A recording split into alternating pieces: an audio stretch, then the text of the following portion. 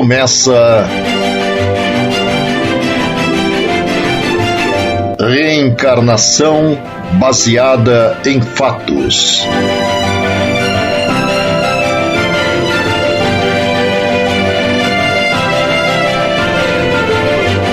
Um mergulho no espaço das informações pouco conhecidas. Pesquisa e apresentação: Luiz Armando Freitas Ferreira.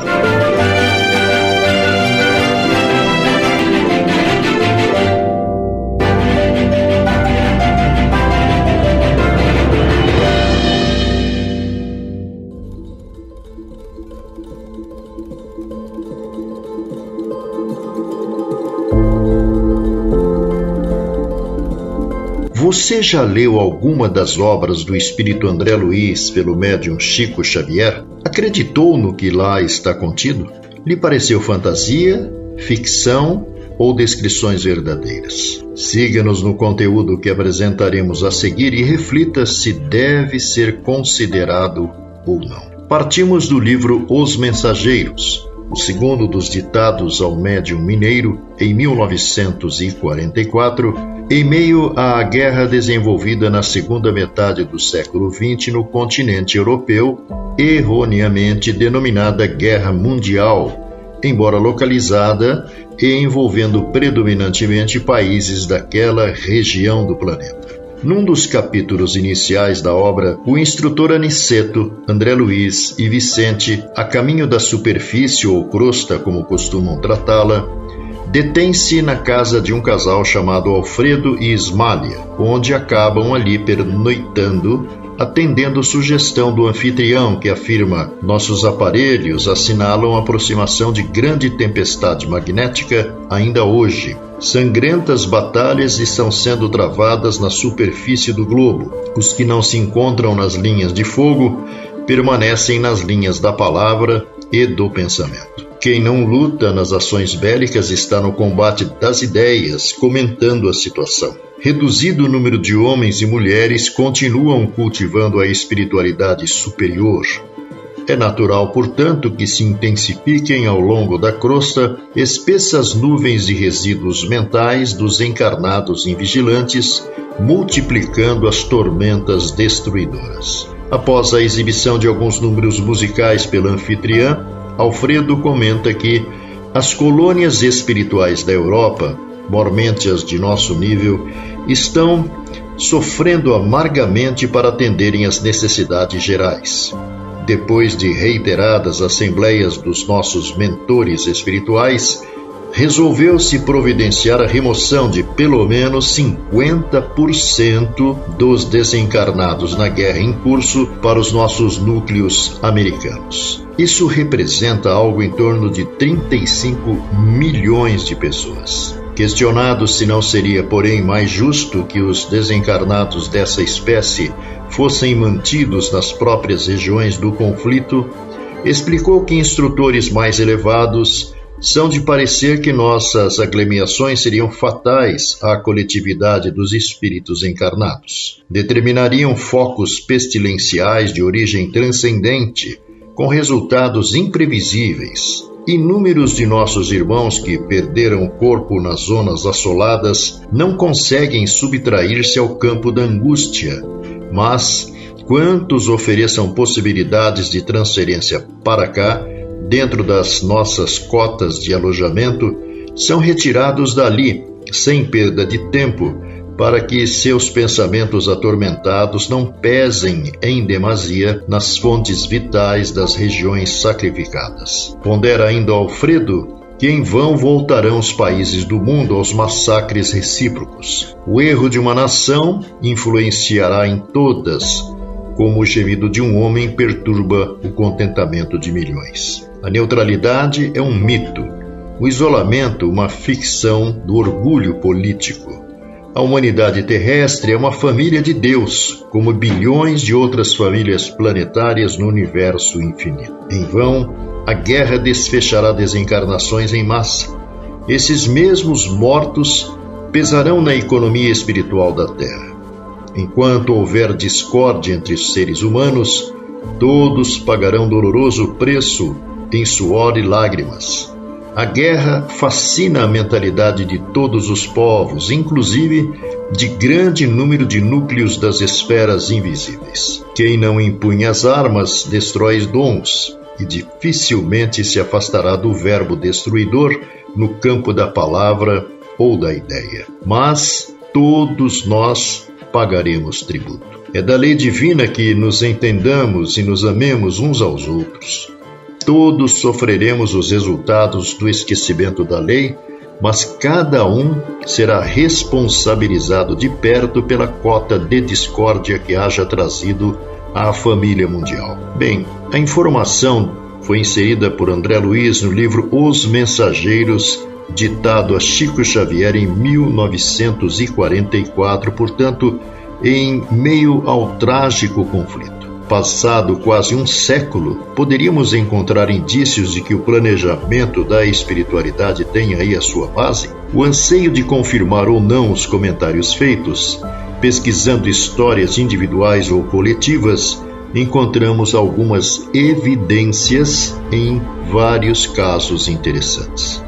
O primeiro deles envolve o consagrado profissional do ramo do entretenimento, hoje desencarnado, Augusto César Vanucci, que nas últimas décadas do século XX sensibilizou corações e mentes através de suas originais criações em alguns dos maiores veículos de comunicação. Segundo ele, em sua autobiografia, certa sexta-feira recebeu em casa, no bairro Barra da Tijuca, a visita do filho que tivera com uma descendente de alemães de nome Ingrid. O jovem, na época com 18 anos, apareceu-lhe muito feliz, pois naquele dia, após ter iniciado um mês antes curso de formação para piloto comercial, pela primeira vez comandaram um aparelho que não os de simulações. Nesse encontro, Vanucci falou de um sonho que a mãe tivera às vésperas de seu nascimento, em que o via orgulhoso e habilmente pilotando um avião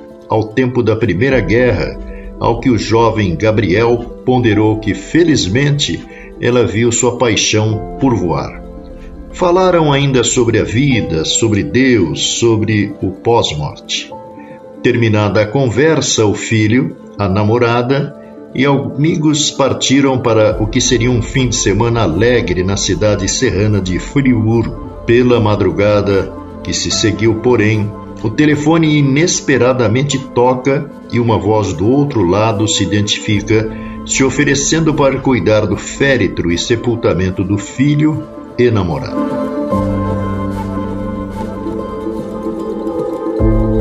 Estamos apresentando Reencarnação baseada em fatos.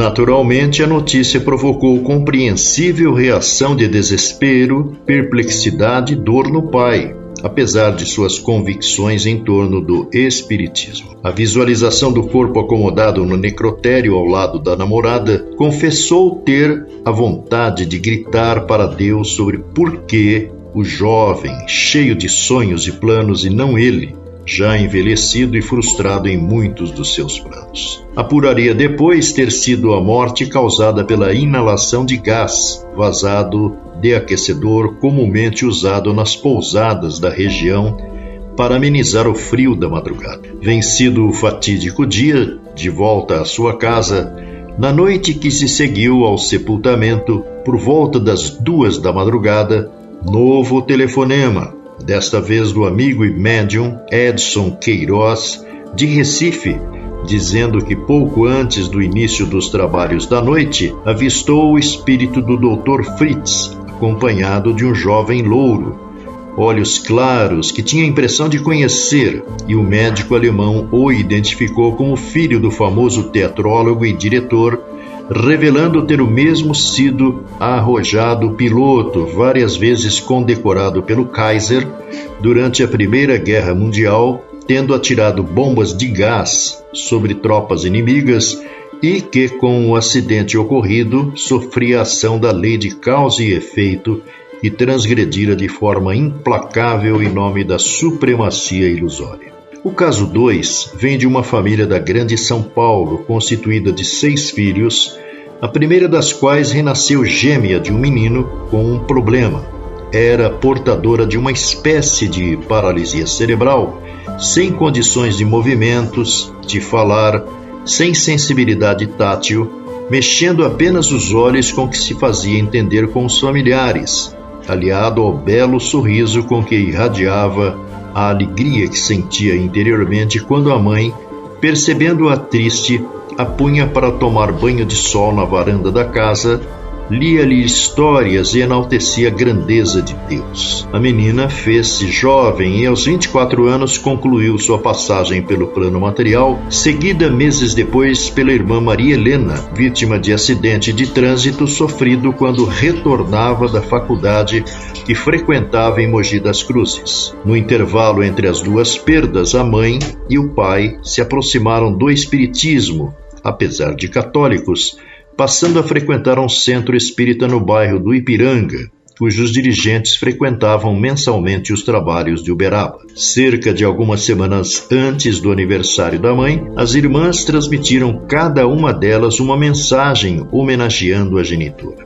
Natural surgir aí a dúvida sobre como uma pessoa que não aprendeu a ler pelas limitações físico-mentais que tinha, poderia escrever uma carta à mãe, e aí surge a compreensão do mecanismo da mediunidade, que explica que as comunicações espirituais ocorrem mente a mente, coração a coração, representando um fenômeno somente entendido com as revelações espíritas. Na carta, a jovem conta que, pouco depois da metade do século XX, ela e os 5 irmãos vagavam por região de grande sofrimento no mundo espiritual, sendo ela carregada nos ombros pelo atual irmão com quem nasceu gêmea. Vez ou outra surgia um benfeitor espiritual que procurava infundir-lhe ânimo e esperança, afirmando que surgiria alguém que lhes favoreceria o reencarno. E tal dia chegou graças a um jovem casal que concordou em abrir-lhes a porta da nova reencarnação com que atenuariam suas dívidas com a lei de Deus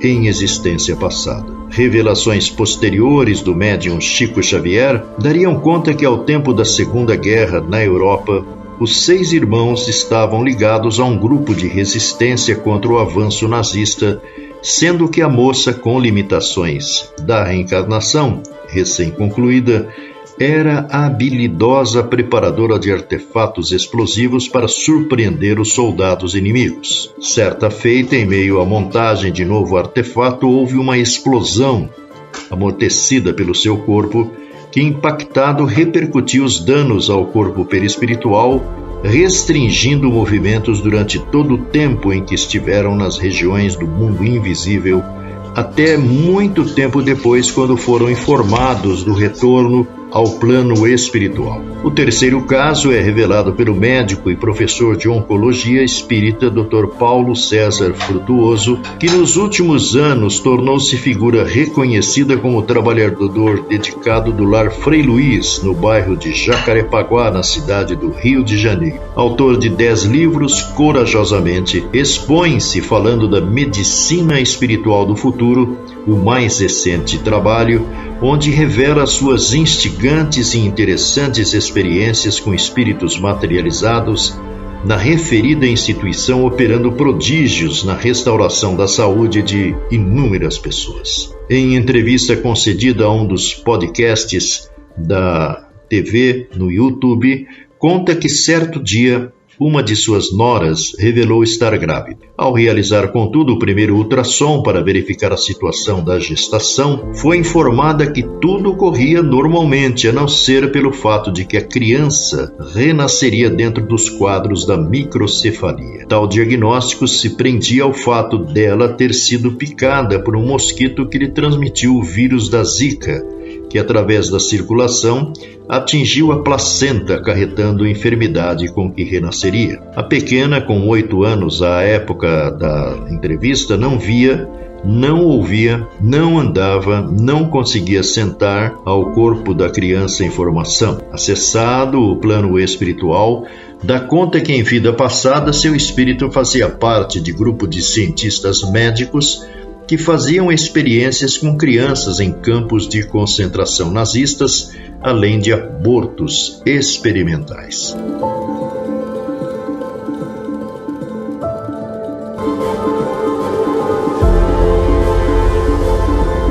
Você está ouvindo Reencarnação Baseada em Fatos.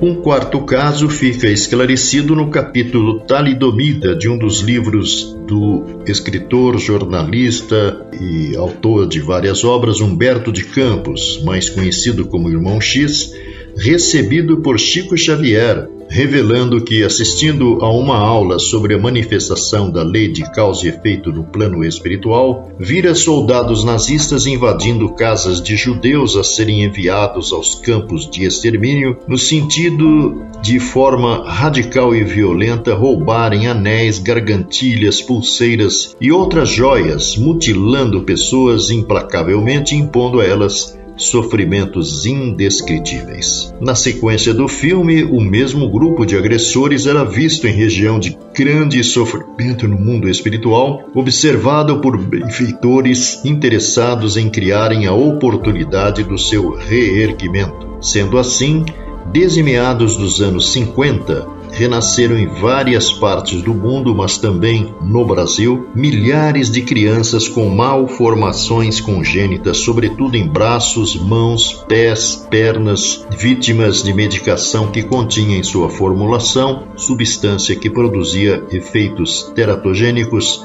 conhecida como talidomida. O quinto caso explica as mais de 200 de mortes de jovens em janeiro de 2013, durante a celebração do início do ano letivo em faculdade na cidade de Santa Maria, Rio Grande do Sul, como consequência de incêndio iniciado acidentalmente no interior do estabelecimento, fazendo que a combustão de placas do revestimento acústico do ambiente gerasse um gás denominado cianeto, exatamente o mesmo utilizado nos campos de concentração e extermínio durante as operações do nazismo em várias regiões europeias. O sexto caso envolve um indivíduo que manifestou desde os 9 anos de idade problemas psiquiátricos, por fim diagnosticados como de esquizofrenia hebefrênica. Quando criança, gostava de brincar como se fosse cientista de guerra e na escola persistia em falar em situações de conflitos bélicos e experiências com explosivos como se vivesse naquele tempo,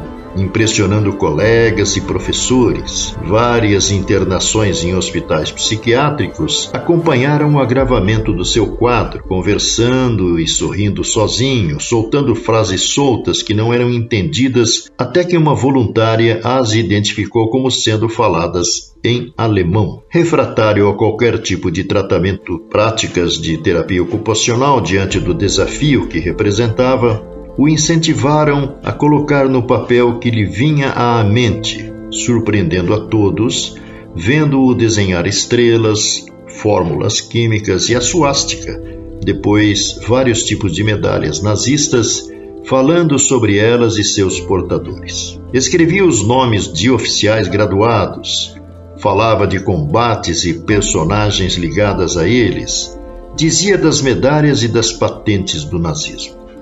Escrevendo um dia o nome de Hitler, ao ser questionado, respondeu que ele mandava em tudo, até no ar, tendo-o conhecido. Pesquisas confirmaram a veracidade do que dizia, o que não se coadunava com sua escolaridade, tampouco com condições da vida que tinha, absolutamente com recursos escassos. Às vezes, repetia a saudação característica dos seguidores do nazismo. Demonstrava ter percepções mediúnicas claras, falando de forma inesperada e espontânea sobre coisas pessoais de voluntários, médicos, psicólogos. Entrava em perturbação quando percebia espíritos que o perseguem, que foram suas vítimas, ou comparsas e parceiros de crimes do passado. Certo dia, porém, ao entrar na sala onde a terapia com múltiplos profissionais se desenvolvia, ao ver 3 estagiárias juntas, começou a chorar copiosamente e a pedir perdão.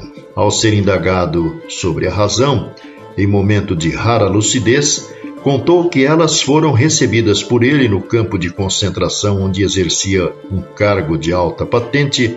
Direcionou 2 para a câmara de gás, poupando uma por interesses pessoais, levando-a mais tarde à morte da mesma maneira. Relatava e chorava pedindo perdão. Nessa altura, as estagiárias, profundamente sensibilizadas, choravam também. Após o episódio, o médico espiritual que conduzia a terapia desobsessiva na instituição pediu a suspensão das reuniões a fim de que, por fim, ele não viesse a ser identificado, recomendando a partir de então cuidado afetuoso e acolhimento para sua recuperação e dos demais envolvidos. Diante dos casos expostos a você, perguntamos com que nós podemos considerar se é verdade ou não as revelações apresentadas no início desse trabalho por André Luiz no livro Os Mensageiros. Como escrito pelo Espírito Emmanuel no prefácio do trabalho de André Luiz, felizes os que buscarem na revelação nova o lugar de serviço que lhes compete na terra, consoante a vontade de Deus. O Espiritismo cristão não oferece ao homem tão somente o campo de pesquisa e consulta, no qual raros estudiosos conseguem caminhar dignamente, mas, muito mais que isso, revela a oficina de renovação, onde cada consciência de aprendiz deve procurar sua justa integração com a vida mais alta, pelo esforço interior, pela disciplina de si mesma, pelo autoaperfeiçoamento. Não falta concurso divino ao trabalhador de boa vontade, e quem observar o nobre serviço de espírito mais elevado, reconhecerá que não é fácil prestar assistência espiritual aos homens.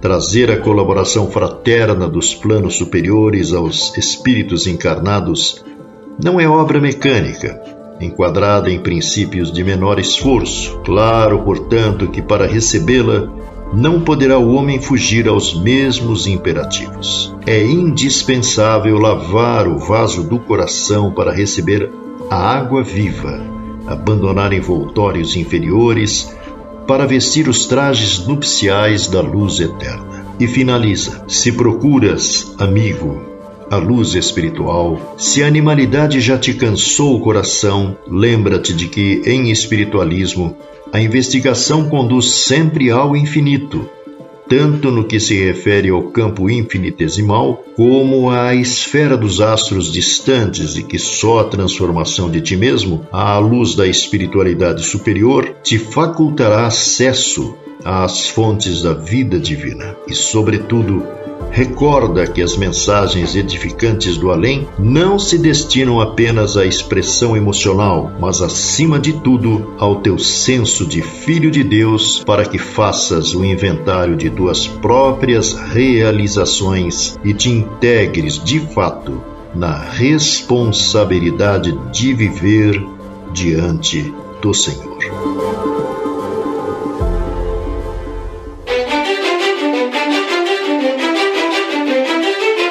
Termina Reencarnação baseada em fatos.